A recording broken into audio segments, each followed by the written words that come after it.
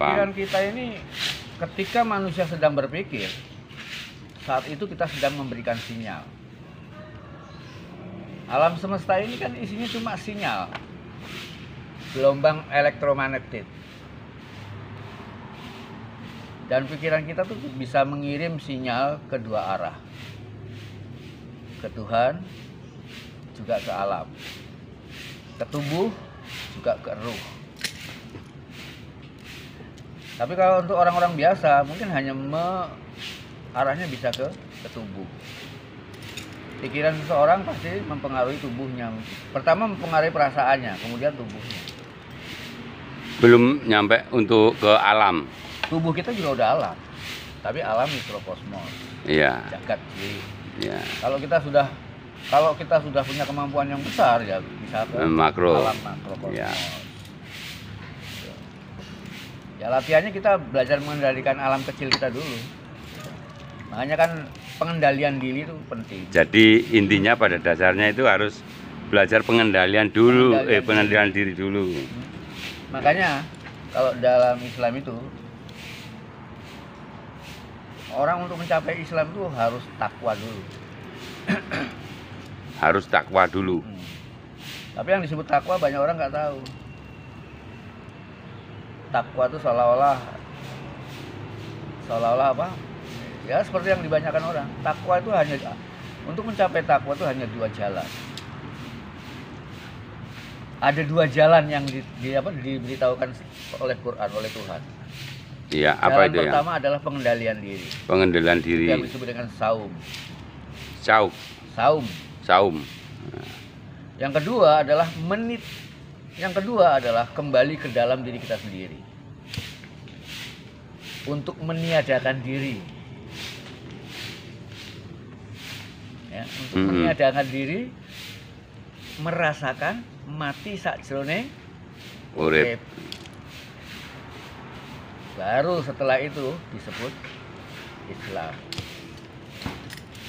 Jadi takwa itu enggak rajin sholat. Orang-orang kan pada takwa itu rajin sholat. Mungkin itu kita enggak itu udah ya sholat dalam pengertian yang paling esensi. Iya, iya. Yang lebih mudah dimaknai. Untuk memahami sholat itu ya ada penjelasan khusus lagi. Dia harus dijelaskan secara serentak sebagai satu rukun yang namanya rukun Islam. Jadi itu harus juga dipahami secara serentak dari mulai misal pertama sampai yang terakhir itu merupakan satu paket. Rukun Islam itu yang ya. Iya. Rukun Islam itu sebenarnya kan paket untuk pengembangan diri, satu paket, satu disiplin bagaimana mengembangkan diri sendiri.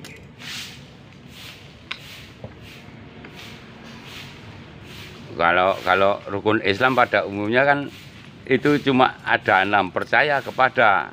Itu iman, rukun iman. Rukun iman itu ya.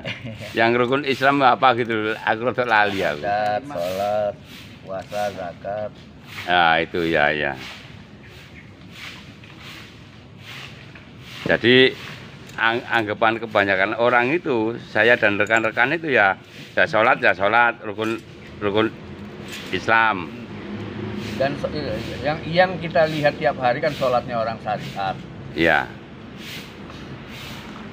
Sholatnya orang syariat itu kelihatan di mata, ketok. Tapi sholatnya orang torekot itu nggak ketok. Sudah nggak kelihatan lagi. Iya. Wudunya orang syariat itu ketok. Ya, wudunya orang syariat itu ketok. Tapi wudunya orang torekot sampai makrifat itu nggak kelihatan. Orang syariat itu kalau wudu apanya yang dicuci coba? Tubuhnya. Tangannya, kakinya, mulutnya, kepalanya. Iya. Cangkeme ya kan? Iya. Kalau orang torekot sampai makrifat, yang dicuci itu bukan mulutnya lagi, tapi perkataannya. Yang dicuci bukan hanya tangannya, tapi perbuatannya. Kalau mencuci perbuatan ketok enggak? Ya enggak kelihatan. Nah, iya udah. Berarti yang dicuci bukan kakinya, tapi bukan hanya kaki. Bukan hanya kaki, tapi perjalanannya. Perjalanannya, betul. Wah. Yang dicuci bukan hanya kepalanya, tapi juga pikirannya. Sing ngeres-ngeres itu diumbah kabeh. Iya, iya, iya, betul. Ketok betul. nggak? Ya nggak kelihatan. Nggak kelihatan. Iya, betul, betul. Pemane sholat tambah gak ketok. Sholatnya malah nggak kelihatan Nggak lagi ya. ketok maneh. Wes, Nek wah gaib iki malian. ya gaib kok. Nek nek diketok-ketokno ono karepe iki. Kalau misalnya itu sholat, ada yang mengatakan sholat daim itu apa yang? Ini sholat yang ada itu nggak ketok iku. Oh itu ya yang dinamakan sholat daim itu. Iya.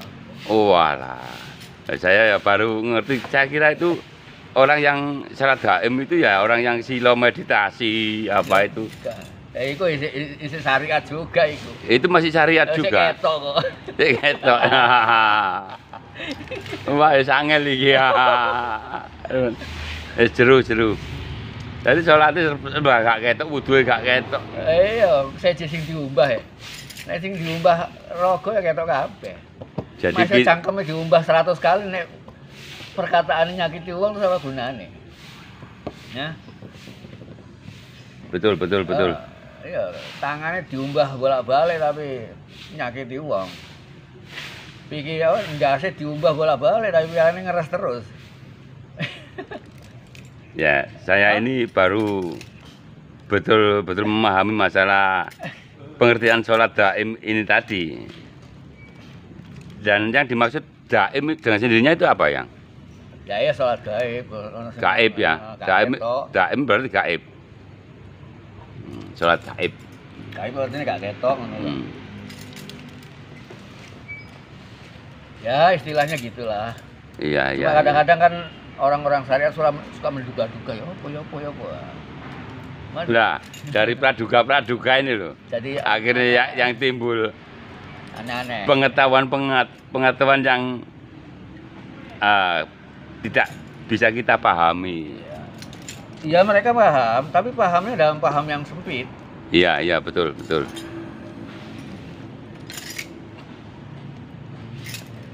Orang makrifat kalau ngomong itu kan pakai bahasa sanepan dengan kata-kata yang sama yang dipakai sama orang-orang syariat. Ya sama seperti tadi. Orang-orang makrifat ya wudu kan. Aku wis wudu lah. Iya. Terus nek wong syariat sing nonton, "Ini kok gak wudu-wudu lho, sing tak wudu ini kan dudu takan." Gak ketok wudune. Bahasanya yang dipakai sama kan, wudu-wudune, tapi kan prakteknya beda. Namanya wudu Pak lah, wis wudu kan mau aku ya. Lho aku kok gak ero, Pak. Lho ya sing diwudone apa nek nek tangane sing ditak wudui ya ketok. Iya. Tapi kadang ada yang mengatakan bagaimanapun juga ritualmu, bagaimanapun juga perjalanan spiritualmu, tapi semuanya kalau lepas dari ketauhidan itu namanya menyimpang. Betul. Tauhid itu lawannya dualitas. Ngerti nggak? Tauhid itu artinya non dualitas. Kita memang harus ke arah tauhid. Tauhid itu artinya satu kiblat, satu arah, satu kenyataan. Nek dualitas itu nggak jelas. Api ono elek, ono peteng ono enggak. Dalam kenyataan nggak ada yang buruk tuh nggak ada ya. Semuanya indah. Yang buruk tuh nggak ada. Yang buruk tuh hanya ada dalam pikiran manusia ya. Pikiran manusia sendiri yang buruk. Ya betul. Memang kalau kita telaah itu memang benar semua yang masuk. Maksudnya benar semua gimana? Ya masuk logika lah. Dilogikakan itu masuk. Benar apa yang dikatakan oleh Hyang atau? Ya benar yang dikatakan semuanya kan berarti sama Hyang.